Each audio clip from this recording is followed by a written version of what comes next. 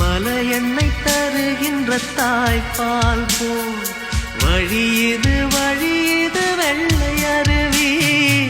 அருவியை முழுவதும் பருகிவிட ஆசையில் பறக்குது சின்ன குருவி. பூவானமே எந்த மனம், புன்னகையே எந்த மதம். அம்மம்மா வானம் திறந்திரு